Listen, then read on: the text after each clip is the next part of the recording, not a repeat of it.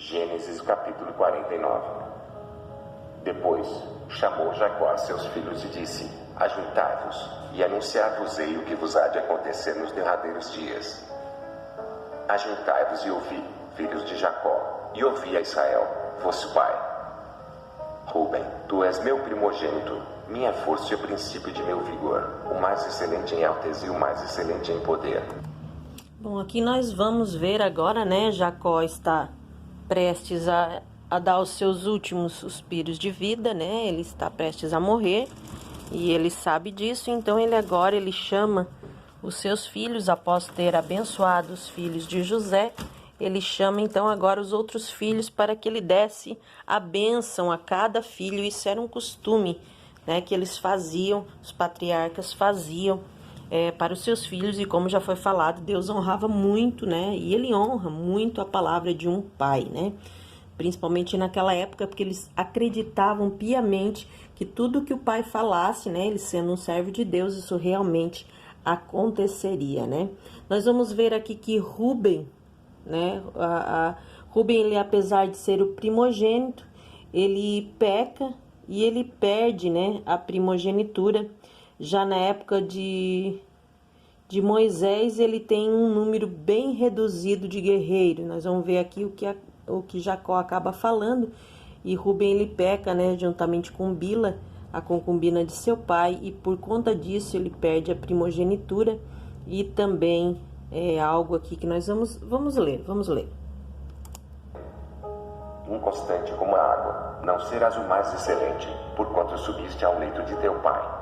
Então, o contaminaste, subiste à minha cama.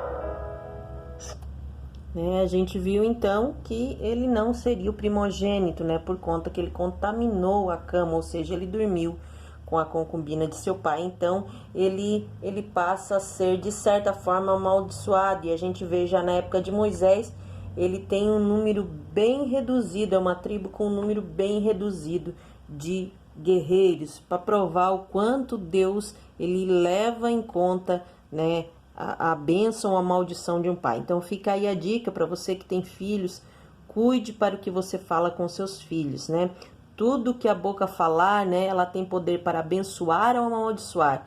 E às vezes a gente não entende porque os nossos filhos crescem e acabam fazendo tantas coisas erradas ou até mesmo parecendo ser amaldiçoados. Na verdade, eles não somente parecem, às vezes a gente acaba amaldiçoando. Por exemplo, a gente acaba dizendo palavras de maldição. Ah, esse guri nunca vai dar nada, essa guria nunca vai dar nada, ou seu burro, ou seu tanso. Enfim, às vezes a gente acaba dizendo palavras que vão afetar no mundo espiritual a vida dos seus filhos. Então, comece a partir de hoje, não esqueça, coloque na sua mente que você não pode amaldiçoar os seus filhos. Você tem que sim abençoar. Mas pastor, ele fez tanta coisa errada, só Jesus na causa. Realmente é só Jesus na causa, mas também existe a sua parte que você tem que abençoar. Né? Em vez de xingar, de dizer, ô seu tanso, ô seu burro, diga, ô seu abençoado, ô abençoadinho de Jesus, né? Mas não profira mais palavras de maldição, e você vai ver que automaticamente a vida dele vai mudar, o comportamento dele vai mudar, porque cada palavra de maldição gera maldição sobre a vida dos filhos e também, em consequência, acaba atingindo a vida dos pais. Mas vamos prosseguir agora com Simeão e Levi. Simeão e Levi são irmãos, as suas espadas são instrumentos de violência. No seu secreto conselho, não entre minha alma com a sua congregação. Minha glória não se ajunte, porque, no seu furor, mataram varões e, na sua teima, arrebataram bois. Maldito seja o seu furor, pois era forte, e a sua ira, pois era dura. Eu os dividirei em Jacó e os espalharei em Israel. Judá, a ti te louvarão os teus irmãos. A tua mão será sobre o pescoço de seus inimigos. Os filhos de teu pai a ti se inclinarão. Bom, aqui a gente vê Simeão e Levi, né? Eles praticamente são amaldiçoados. E eles são amaldiçoados juntos por conta daquele massacre em Siquém. Lembra quando nós estudamos que eles foram lá e atearam fogo, mataram todos os varões, enquanto eles mentiram, falando que a sua irmã Diná podia se casar com com Siquém, a não ser que eles fizessem ali, né, a aliança, o pacto da aliança, a circuncisão. Lembra que nós já estudamos isso? Então, por conta disso, eles foram lá, tramaram, né, e acabaram matando os homens daquela cidade, também botando fogo na cidade. Então, por conta disso, Jacó amaldiçoou os dois juntos, né? E essas duas tribos, então, elas ficam dispersas em Israel. A gente vê no decorrer da história, a gente vai ver que essas duas tribos, elas vão ficar dispersas em Israel. A de Simeão, ela se extinguiu bem depressa, rapidinho, ela acaba se extinguindo, acredita-se por ter sido ele, né, o cabeça do massacre. E Levi, então, desaparece como tribo profana, mas ela depois acaba ressurgindo com um ofício religioso, sinal de que Levi se arrepende, né, do que ele fez. Já Simeão aparenta não ser o mesmo. Aqui também nós já lemos sobre Judá, né? Aqui Jacó abençoa Judá, né? Diz: a ti te louvarão os teus irmãos, e a tua mão será sobre o pescoço dos seus inimigos, os filhos de teu pai a ti se inclinarão. Ou seja, Judá está aqui bem abençoado, né? E a gente vai ver que é uma das tribos que no decorrer da história de Israel, uma tribo que se destaca bastante, né? A tribo também de onde sai o Messias, né? A tribo de Judá. Mas tem mais bênção aqui sobre a tribo de Judá. Vamos ver sobre a vida de Judá. Judá é um leãozinho. Da presa subiste, filho meu. Em curva se deitasse como um leão e como um leão velho. Quem o despertará? O cetro não se arredará de Judá, nem um legislador dentre seus pés, até que venha Siló, e a ele se congregarão os povos. Nós vimos aqui já a promessa de que os povos se congregarão a ele, né? Que virão a Siló, lá em Jerusalém, e a todos eles congregarão os povos, né?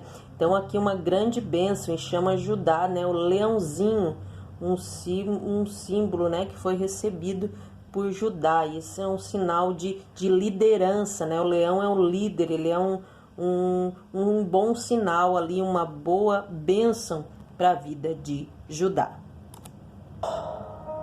Ele amarrará o seu jumentinho a vide e o filho da sua jumenta. A cepa é mais excelente. Ele lavará a sua veste no vinho e a sua capa em sangue de uvas. Os olhos serão vermelhos de vinho e os dentes brancos de leite. Zebulon habitará no porto dos mares e será como o porto dos navios, e o seu termo será em Sidom. Bom, aqui nós vemos Zebulon.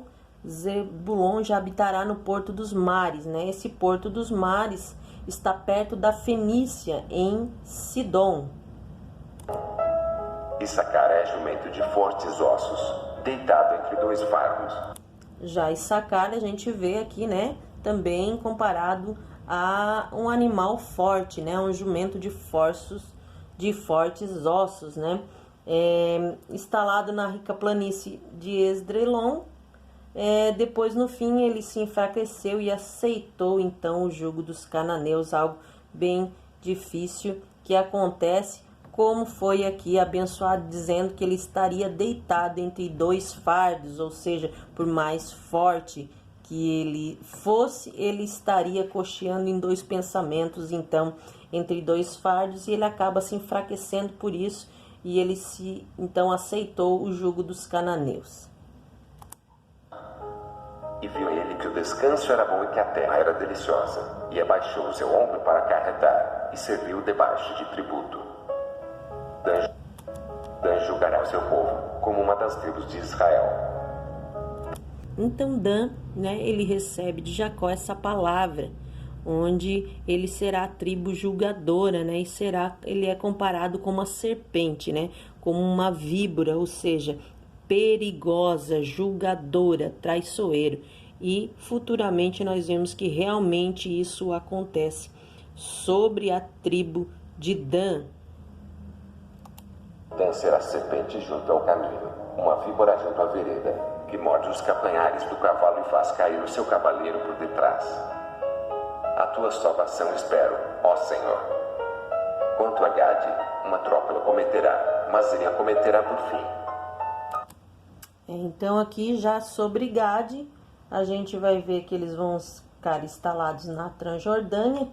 Ele devia se defender, né, dos ataques dos nômades, né, das razias dos nômades, mas ele acaba não fazendo isso, né? Então vamos ver aqui na sequência. Jazer, o seu pão será abundante e ele dará delícias reais. Já Azer, né, o Azer, o Aser, já vamos ver aqui que é uma bênção, né, onde ele terá fartura de pão, né? E ali será uma tribo muito farta em termos de comida.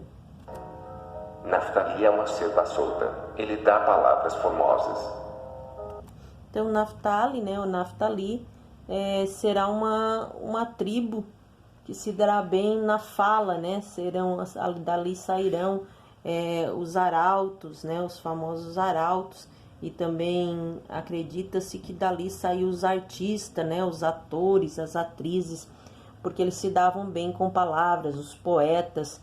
Acredita-se que saíram dali da tribo de Naftali, né, o Naftali, depois dessa bênção lançada sobre ele por Jacó. José é um ramo frutífero junto à fonte. Seus ramos correm sobre o muro. Os flecheiros lhe deram amargura, e o flecharam, e o aborreceram. O seu arco, porém, susteve-se no forte, e os braços de suas mãos foram fortalecidos pelas mãos do valente de Jacó, de onde é pastor e é pedra de Israel. E aqui o José, né? A gente vê que ele, além de Jacó abençoar a seus filhos, ele também abençoa Jacó, mas abençoa José falando, né, do que tem acontecido com ele e do quanto ele suportou, né? Dizendo ali que o seu arco, porém, susteve-se no forte, né? Os braços das suas mãos foram fortalecidos pelas mãos do valente de Jacó. Ou seja, né, do próprio Deus sustentou a José e o ajudou na caminhada. Pelo Deus de teu pai, o qual te ajudará, e pelo Todo-Poderoso, o qual te abençoará com bênçãos dos céus de cima, com bênçãos do abismo que está debaixo, com bênçãos dos peitos e da madre. As bênçãos de teu pai cederão as bênçãos de meus pais, até a extremidade dos outeiros eternos. Elas estarão sobre a cabeça de José e sobre o alto da cabeça do que foi separado de seus irmãos. Benjamim é lobo que despedaça. Pela manhã comerá a presa e, à tarde, repartirá o despojo. Bom, e sobre Benjamim, né, a gente vê aqui que ele lança um aspecto guerreiro, né, e feroz, correspondente já à história da tribo mesmo, né, que era também a tribo de Saul. Depois, futuramente, nós vamos ver que o rei Saul, ele sai da tribo de Benjamim, né, então, porque eles são a tribo com aspecto guerreiro e feroz. Todas estas são as 12 tribos de Israel, e isto é o que lhes falou seu pai quando os abençoou. A cada um deles abençoou segundo a sua bênção. Depois, ordenou-lhes e disse-lhes: eu me congrego ao meu povo, sepultai-me com meus pais, na cova que está no campo de Efron, o Heteu, na cova que está no campo de Maquipela, que está em frente de Manre, na terra de Canaã, a qual Abrão comprou com aquele campo de Efron, o Heteu, por herança de sepultura. Ali sepultaram Abraão e Sara, sua mulher. Ali sepultaram Isaque e Rebeca, sua mulher. E ali eu sepultei Léa. O campo e a cova que está nele foram comprados aos filhos de Ede. Acabando, pois, Jacó de dar mandamentos aos seus filhos, encolheu seus pés na cama, e expirou, e foi congregado ao seu povo. Amém. Então vemos aqui que depois dele dar a bênção aos seus filhos, né, ele dá o seu último suspiro de vida e ele falece.